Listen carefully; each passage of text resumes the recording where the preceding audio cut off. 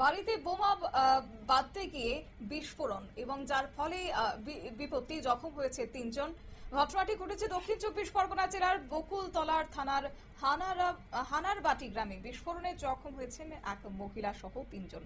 স্থানীয় সূত্রে যে খবর পাওয়া গেছে, জখম কালাম শেখ ও তার স্ত্রী মনসুরা শেখ ও অন্য একজন। এদিন কালাম শেখের রান্নাঘরে প্রচন্ড শব্দে বিস্ফোরণ হয়, ৩ জন গুরুতর জখম হন। গোপনে সেখানে বোমা বাঁধতে গিয়ে এই ঘটনা। গোটা বিষয় নিয়ে স্থানীয়দের কি বক্তব্য রয়েছে শুনুন।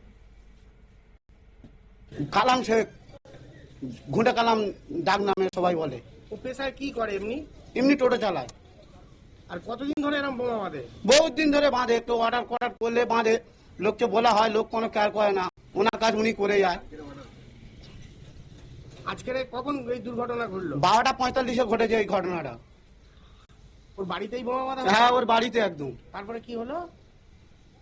অন্য পাশের আর একজন আবার বোমা বাঁধে, তার সাথে সহযোগিতায় আছে, ঠিক আছে। কিন্তু সবাই বললো গ্যাস সিলিন্ডার বাস্ট হয়েছে। আমরা এসে দেখলাম যে ওটা গ্যাস নয়, ওটা বোম বাস্ট হয়েছে। মানে বারুদের গ্যাস। এমনি আমরা দেখলেই ধরে নেবো ওখানে বারুদের গ্যাস ছুটছে অলরেডি।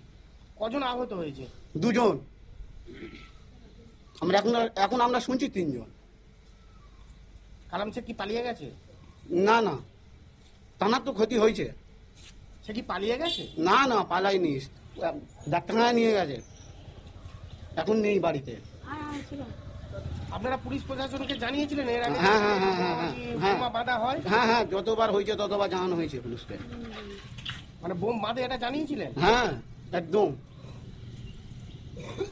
আজকের পুলিশ এসেছিল? আজকে হ্যাঁ এসেছিল পুলিশ। কি নাম আপনার?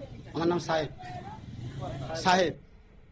আপনারা শুনেন স্থানীয়দের অভিযোগ, এবং এই ক্ষেত্রে পুলিশ যে বিষয়টি জানিয়েছে কি কারণে এই বিস্ফোরণ তা অবশ্য তারা খতিয়ে দেখছেন।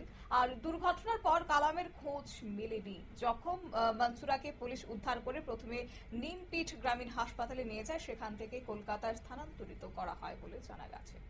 নিয়ে নিচ্ছে ছোট্ট একটি বিজ্ঞাপন, বিরতির সঙ্গে থাকবে।